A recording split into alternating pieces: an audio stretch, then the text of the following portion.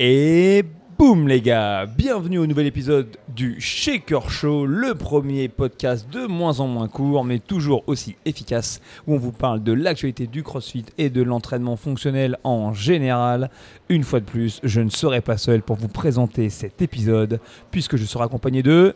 Gauthier, je suis encore là, j'adore ce lancement. Hey, ça roule les gars, vous allez bien? Les gars, l'épisode d'aujourd'hui, comme d'habitude, est sponsorisé par...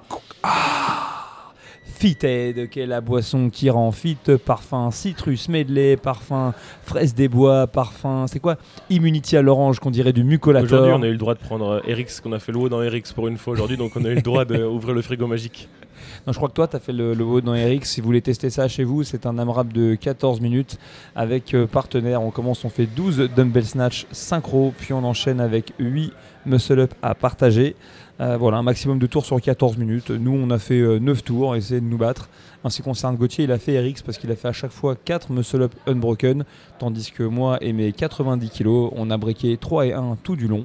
Bref, petit aparté, et ce qui va nous ramener au vif du sujet. Ouais, ça y est, les Lowlands sont passés, la première vague de semi-final a commencé et du coup est déjà finie pour les premières. On a eu 3 événements ce week-end, on a eu les Torian, on a eu les Syndicate et les Lowlands. Si on commence à parler un peu du Torian, qui était le sanctionnel qui était en Australie. Est-ce que je peux juste faire une vanne? Est-ce que Torian aux États-Unis c'est pas une marque de capote? Ah non, c'est Troyan. Alors là, encore une fois, je mettrai ce podcast. Je mettrai le lien dans la description. Alors, je vais taper. C'est notre sponsor c'est notre sponsor du podcast. Non.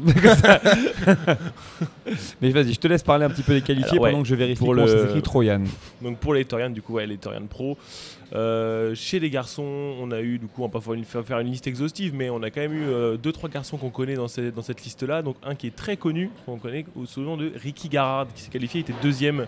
Donc on le connaît par rapport à certains déboires aux Games qu'on a vécu il y a quelques années. Et là, ça y est, il a purgé sa peine et le voilà de retour plus fort que jamais. Moi, de ce que je connais de ces problèmes, ça n'avait pas trop à voir avec ce qu'il buvait. Hein. Toujours est-il qu'il a purgé sa peine et il est qualifié, donc il a fini deuxième. Un autre garçon qu'on connaît un petit peu, c'est... Il a purgé sa peine. Alors en fait, il a été puni, il n'avait pas le droit de faire de compétition pendant X années. Bon, chance pour lui, pendant ces années-là, il y avait une pandémie internationale, donc il n'y avait pas de compétition à faire. On avait vraiment dû souffrir lui pendant sa punition. Oh le pauvre, putain. Ouais, en Australie en plus, relou, faire que du crossfit, chiant. Et on a aussi Ross Dune, qui est un garçon qui suit le programme qui bosse avec Mayhem, je crois. Et puis c'est un mec qui est quand même plutôt balèze comme athlète. Donc on a 5 garçons qualifiés. Chez les filles, on a eu une performance qui est quand même relativement exceptionnelle. Je pense que ça mérite vraiment qu'on s'y attarde un peu plus. C'est celle quand même de Tia Claire qui a laissé la bagatelle de 0 événement à ses comparses, vu qu'elle a tout gagné de manière générale. Elle a gagné tous les events, elle a eu 600 sur 600. Donc c'est quand même plutôt pas mal. C'est pas mal, mais je suis content aussi de voir que juste derrière on retrouve Cara Sanders. Ça c'est quand même cool. Il y a quand même pas mal de noms connus, Cara Sanders, Jamie Simmons. Faut suivre parce que toutes ces athlètes de haut niveau qui se marient, il faut essayer de comprendre un petit peu. Ouais, j'ai quelqu'un encore au Lowland aussi, là, comment elle s'appelle, avec Mia Ackerlund qui s'appelle maintenant Mia, je sais plus comment. Mia Esquette. Donc on a encore Escala, donc c'est cool. Et ouais, Cara Sanders, trop cool le retour. Franchement, elle a fait une super compète. Par rapport à cette compète-là, s'il y avait un WOD, on a pu quand même regarder un peu en live. Il y avait un WOD qui était vraiment impressionnant. C'était celui avec les chest to bar, lasso bike et les snatchs à faire dans le temps restant. Et si je dis pas de bêtises, je crois que la seule à l'avoir réussi à le faire en deux vagues, c'était Tia Claire. Donc elle a vraiment été très impressionnante sur cette compète. Est-ce que ça te dirait pas de le mettre ce WOD-là dans la prog affiliée de la semaine prochaine? Allez, faisons comme ça. Comme ça tout le monde pourra goûter à cet entraînement. Franchement, ça a l'air bien dégueulasse. Donc voilà pour les Torian. Et pour les teams, du coup, chez les Torian, on a eu quand même aussi 5 équipes de qualifiées pour la suite des opérations qui iront à Madison cet été. Donc Urban Energy, je pense que c'est une équipe qu'on retrouve souvent aux Games. Je sais pas si ça te dit quelque chose, ça. C'est quelque chose. Là, franchement, c'est un nom qui me dit quelque chose. J'aimerais briller de mes connaissances sur toutes les équipes, mais là, en l'occurrence, je t'avoue que ça me dit rien. Aucune des équipes du leaderboard ne me parle. Ok, donc en tout cas, on a 5 équipes qui sont qualifiées au Torian. Pour la suite des opérations, on repart directement aux États-Unis avec les Syndicate. Et les Syndicate aussi, on a eu le droit à, chez les garçons, une belle performance de Justin Medeiros, qui s'est qualifié premier et qui a brillé par sa régularité en fait. Quand on voit qu'il finit, au pire, il finit 7ème sur un event. Et gagne qu'un seul événement, ça prouve bien que en fait, c'est le meilleur sur la régularité qui gagne au CrossFit. C'est pas forcément, à part Thierry Claire Tomy qui gagne tout, sinon les autres ils survivent là-dessus. Je vais faire une blague de crossfitter, mais sinon je pense aussi que, à mon avis, Jason Hopper, Après, je pense que lui, il a une programmation vraiment Ouais, bien équilibrée et il est prêt pour l'imprévu et l'imprévisible. Merci pour cette blague avec Jason Hopper. Si vous ne le savez pas, c'est la page 47 du Level 1. Allez regarder ce que c'est le Hopper.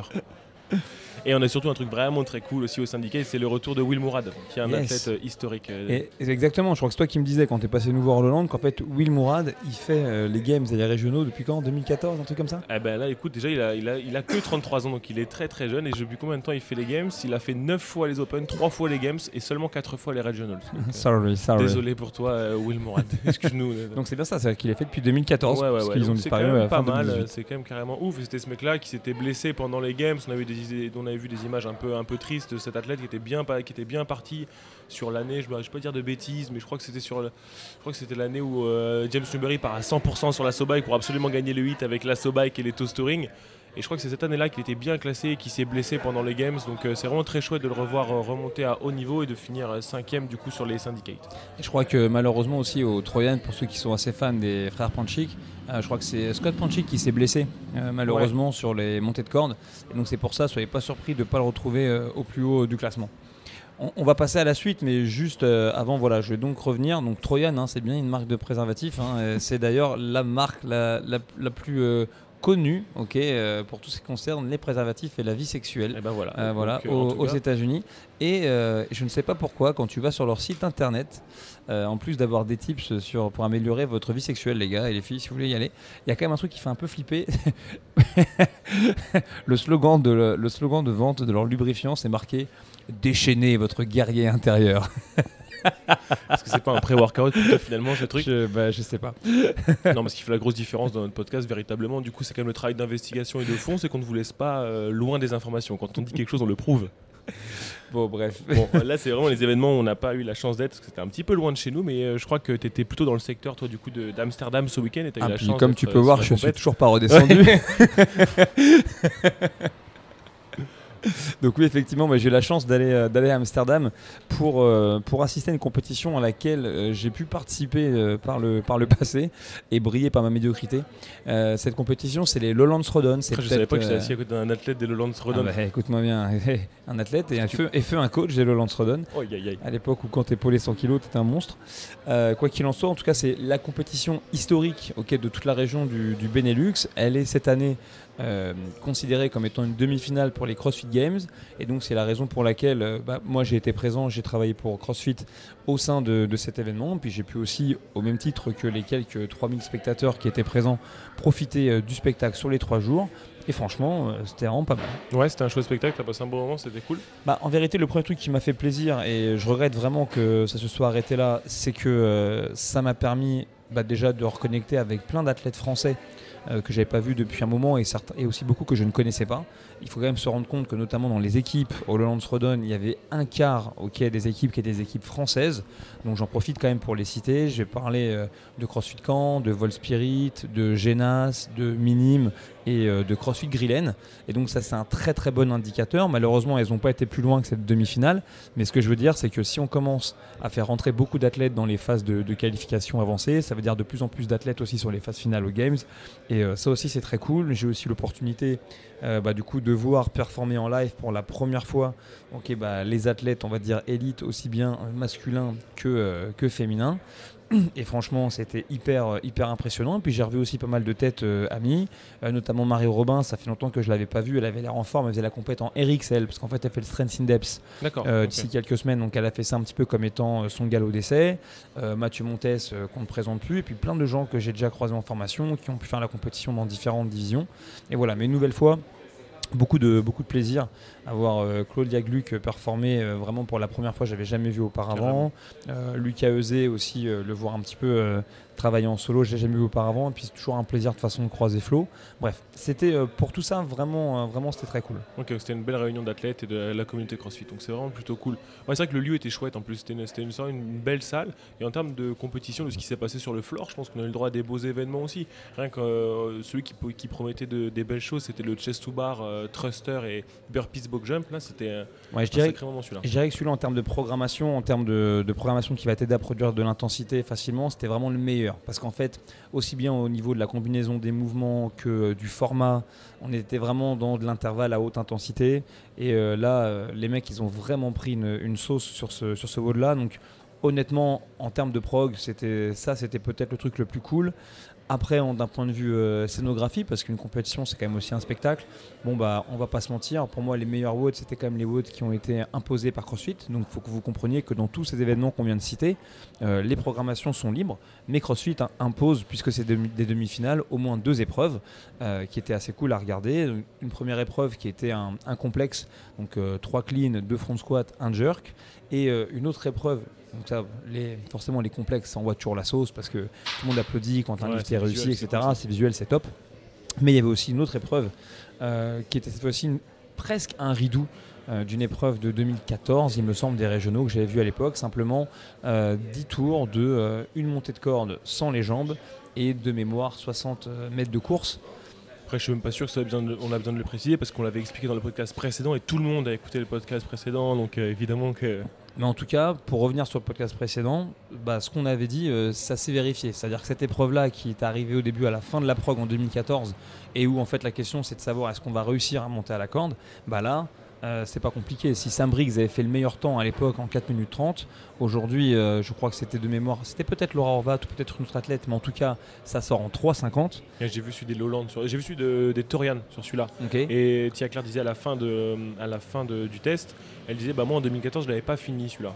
Et là, je crois qu'elle a mis 3 minutes quelque chose. Donc Et plus impressionnant, c'est que autant à l'époque, quand c'est sorti ce WOD-là, la question c'était de savoir à quel point est-ce qu'on allait maîtriser le skill de monter à la corde. Et là, comme on l'avait un petit peu anticipé dans l'épisode précédent, cette épreuve-là, c'est devenu à quelle vitesse on va courir. Carrément. C'était vraiment du sprint. C'est une des seules choses qu'on avait bien anticipé d'ailleurs. Parce qu'en termes de leaderboard, on n'avait rien anticipé du tout.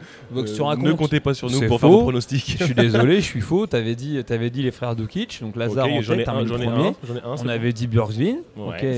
Il est deuxième. Ensuite, effectivement, pour le reste des qualifiés, donc 5 qualifiés à nouveau au Lowland, c'est vrai qu'on a des gens qu'on n'avait pas vu venir, mais c'est l'athlète qu'on connaît peu. Mais par contre, à nouveau, bonne nouvelle, je veux dire, un Allemand, un Italien. Franchement, je pense que notamment pour mon collègue Matteo avec qui j'ai travaillé pendant ce week-end, il était hyper content de voir Enrico Zenoni là se qualifier. C'est quelque chose d'historique ça, un Italien honnêtement, c'est la première fois. Je sais pas de non, mais là j'ai plein de vannes qui me viennent à l'esprit, tu vois. Mais effectivement, je crois que c'est la première participation en individuel d'un athlète italien masculin. Ok. Parce que je me rappelle notamment en dehors bien sûr des années où on a fait venir le plus fit de chaque pays. Okay, ouais, en tout cas là, masculin c'est sûr. Et puis il faudrait aussi voir quand même s'il n'y a pas des mecs qui ont déjà fait en équipe, parce que je ne voudrais pas dire de bêtises, mais est-ce qu'un Tino Marini qui a travaillé pendant longtemps avec Strongfit et qui était dans les équipes d'Invictus, est-ce que lui en fait il est quand même pas de nationalité italienne?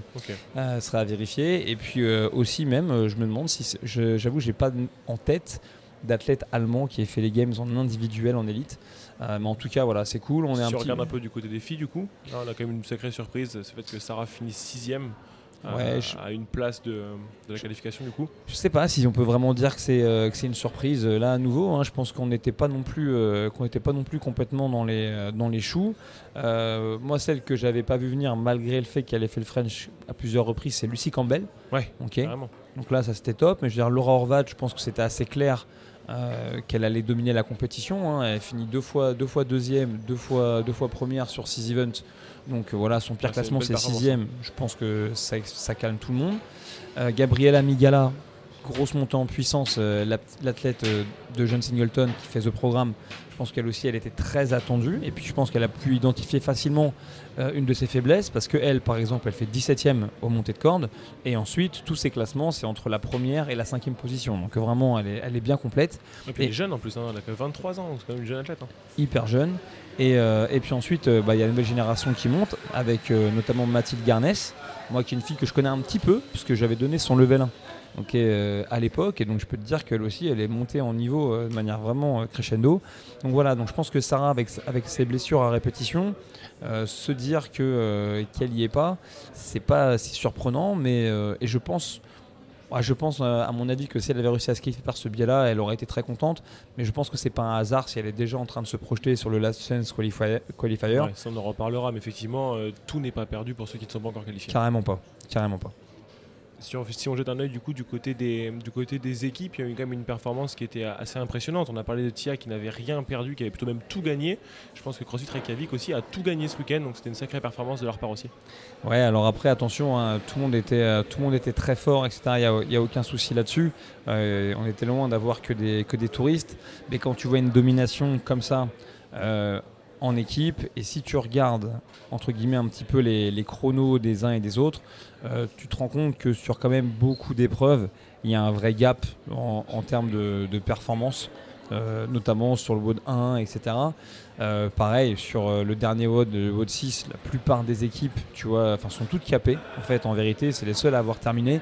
Donc je crois qu'ils ont très bien performé, mais je crois aussi que de base, il y avait un gros delta de niveau. On est face à des vétérans des CrossFit Games, ils connaissent très très bien le système de compétition, ils sont entraînés pour ça. Je veux dire qu'en fait là, au-delà des individualités qui sont vraiment très fortes, c'est juste que vous êtes face à peut-être l'équipe qui est carrément dans un autre niveau et qui est un peu comme les équipes de Froning, on va dire. C'est-à-dire voilà, c'est des mecs qui savent pourquoi ils sont là. L'équipe de NC Fit aussi à l'époque, menée par Kalipa, avait tenté de faire un peu ce genre de truc. Ils étaient juste clairement au-dessus. Voilà, ouais, c'est la question qu'on se posait, c'était est-ce que ces grosses individualités, est-ce que les Avengers vont réussir à rouler ensemble? Parce que c'est quand même des gens qui ont beaucoup fait les CrossFit Games en individuel. Et la question qu'on se posait, c'est comment ça va marcher tout ça ensemble, et ça marche plutôt pas mal. Ouais, tu parlais de Froning qui, eux, du coup, n'ont pas non plus perdu un event ce week-end, ont fait 600 points aussi ce week-end dans leur propre qualifier, donc on a hâte de voir comment ça va se passer au CrossFit Games. Ouais, c'est pas étonnant, ils sont vraiment entraînés ensemble tout le temps, ils ont vraiment pris le rulebook des Games au pied de la lettre, hein, ils ont pas cherché de raccourcis. Et puis après, l'équipe, pour la voir de loin, alors attention, on n'est pas du tout dans l'intimité du collectif, mais qu'est-ce qu'on peut voir? On sait que Annie, face caméra, elle est toujours souriante, et que dans le privé, c'est quelqu'un de très exigeant, donc forcément derrière faut assurer. Je crois qu'à la fois Can Porter, Tola et Lauren Fisher ont rien à prouver de ce côté-là. C'est des gens qui sont très très équilibrés en termes de performance, donc ça c'est la première chose qui compte. Ensuite, je crois que le truc qui est quand même qui fait un effet locomotive, c'est qu'un mec comme Tola, mine de rien, sur certains events, il a quand même été décisif, hein, notamment sur tout ce qui concernait le snatch, c'était absolument incroyable, hein, il s'est promené. Et enfin, tu as un mec comme Can Porter qui, dans un collectif, quand même amène beaucoup, parce que c'est peut-être le côté australien ou je ne sais pas, mais il est très chill. Ouais, je pense que sur le floor, autant que à côté, ça doit quand même être un sacré liant. C'est un bout en train, et souriant et tout, donc forcément, ça peut être une mayonnaise qui fonctionne bien. Et puis après, je peux te dire que dans les coulisses, tu as Tikanen, donc le coach de Annie, qui est toujours là. Tu as son mari aussi, Aegidus, qui est toujours là. Donc il y a quand même des fondamentaux qui ne bougent pas. Et voilà. Et donc non, c'était vraiment cool de les voir performer. Mais c'est vrai qu'ils étaient sans doute un pas en avant des autres. Et puisqu'on en est à parler d'équipe, à nouveau, on peut quand même noter la performance de CrossFit Caen. Ouais, qui finit dans le top 10, c'est ouf. 9ème, c'est quand même vraiment très cool. Hein. C'est vraiment très cool. Et puis c'est leur deuxième participation aux régionaux à CrossFit Caen. Ils avaient déjà été à Karamarika. La composition de l'équipe est différente. Les athlètes de CrossFit Minime, en toute transparence, c'est ceux avec qui j'ai malheureusement le moins échangé. Mais j'étais content aussi de croiser vraiment Volspirit, Genas, Grillen et les autres, et puis de me rendre compte aussi que dans l'équipe de Grillen, tu avais Luc qui est quand même le coach, tu vois, et le petit jeune, ça faisait un joli pont. Chez Genas, tu te rends compte aussi que c'est pas le casting d'origine, les mecs ils sont un joli collectif, ils en voient bien, enfin bref, voilà, les valeurs intrinsèques dans chacun des groupes, ok, j'oublie pas non plus Volspirit là-dessus, font que honnêtement, je vais pas balancer des dossiers, mais moi j'ai déjà vu des éditions des régionaux où tu avais certains comportements d'athlètes français, notamment en équipe, qui faisaient pas plaisir. Dans le sens où des fois ça s'engueulait un peu, t'es pas content, il y avait des cafouillages. C'est jamais facile quand tu as envie de performer, que ça se fasse pas comme tu veux. Et donc, je suis rarement de celui qui tire l'équipe. Je suis plus de mec qui se fait tirer. Moi, voilà. Mais moi j'ai déjà vu des trucs un peu des montées en puissance. Cool. Et là, rien du tout. Franchement, bonne ambiance, etc. Même entre les épreuves, il y avait des beaux collectifs chez nous. Donc non. C'est essentiel. Et puis c'est parti remise. Hein. C'est des équipes qui sont super jeunes. Encore je Génas, il y a des mecs qui sont super jeunes dans cette équipe-là. De toute façon, il faut faire l'expérience. Il n'y a pas d'histoire. C'est pas le même jeu quand on commence à rentrer dans ce type d'event, même si là on est encore loin de ce qu'on avait à l'époque aux régionaux, en termes de cadre, etc., en termes de pression. C'est bien rodé, c'est bien roulé, mais c'est pas encore aussi hard que ce que ça pouvait être avant. Mais voilà, ça change un petit peu les choses. Déjà un truc simple, quand les mecs qui vont te juger, qui te donnent les instructions parlant dans une langue que tu ne comprends pas, ça change la donne. Bon, déjà, ça c'est un peu tout ce qui s'est passé sur le floor au niveau des lowlands, mais il y avait aussi pas mal de choses à côté du floor. Donc du coup, il y avait quoi? Il y avait un stand CrossFit là où tu étais situé, toi, c'est ça? Ouais. C'est peut-être pas la peine de s'étendre forcément là-dessus, mais en tout cas, ce qu'il y a de sûr, c'est que là où c'était intéressant, c'est que CrossFit, pour la première fois, a installé un stand avec des activations sur un événement qui n'était pas les CrossFit Games.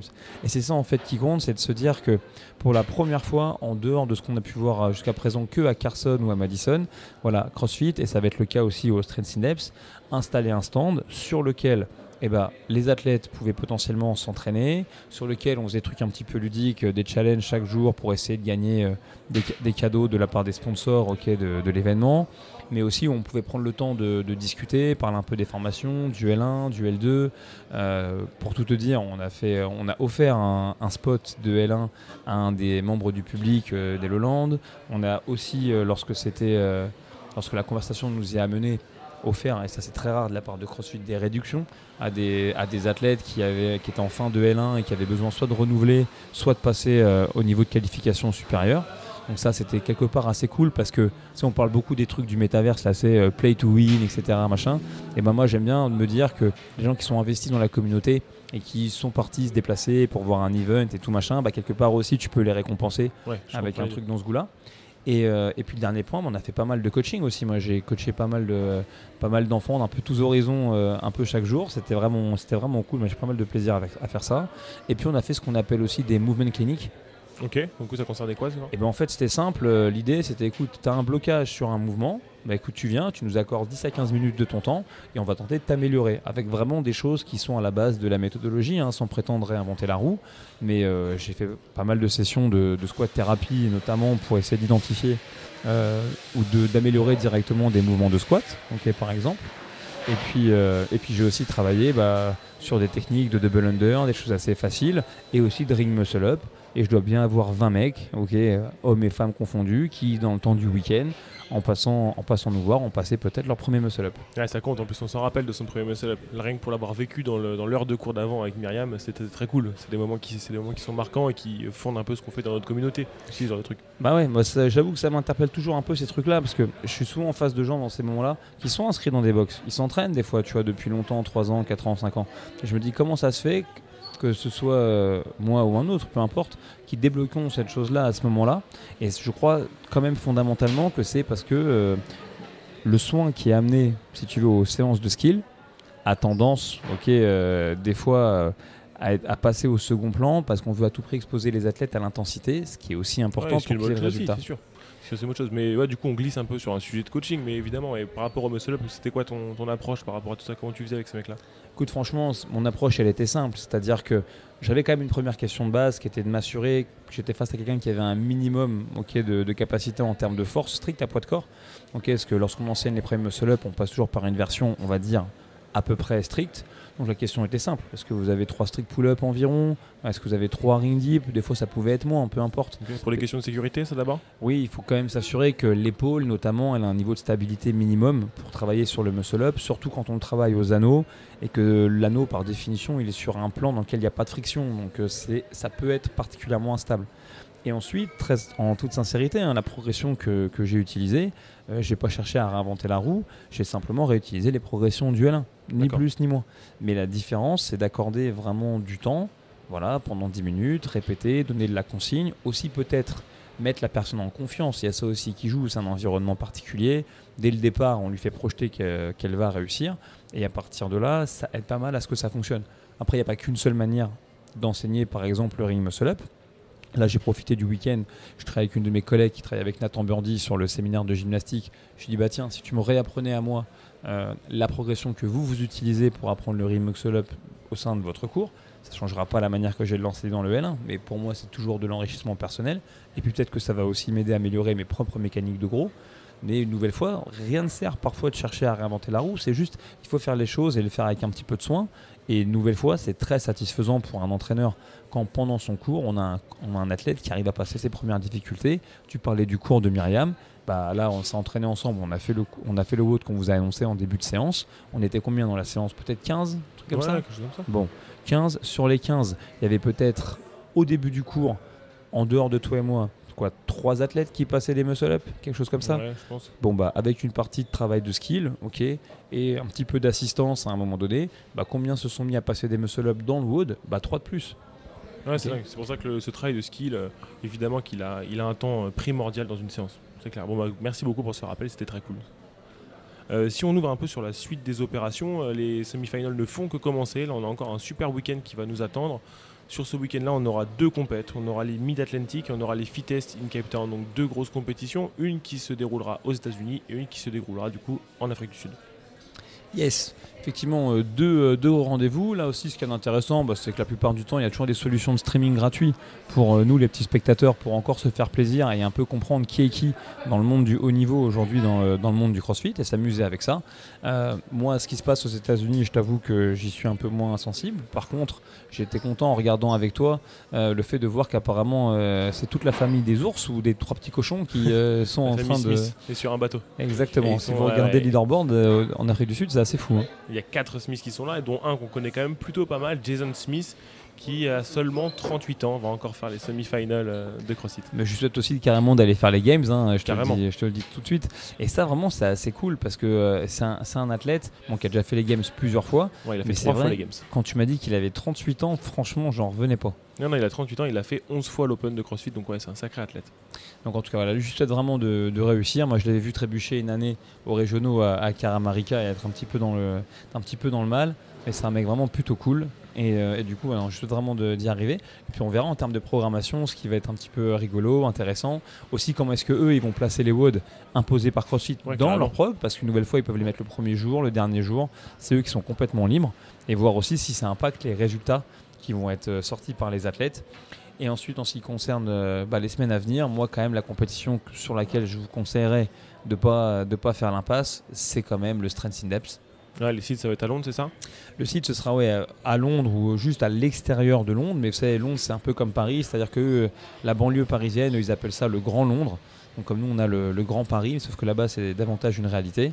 Mais c'est surtout, ça va donner lieu, à mon avis, cette compétition, à des duels dantesques. Je pense que déjà, l'ambiance va être ouf parce que les Anglais, ils sont hyper chauds sur le Strength in Depth. C'est une compétition qui existe là-bas depuis très longtemps.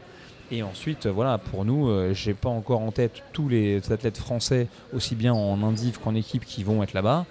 Mais c'est sûr que ça va bagarrer. Willy Georges en tête a plein de choses à jouer pour aller aux Games.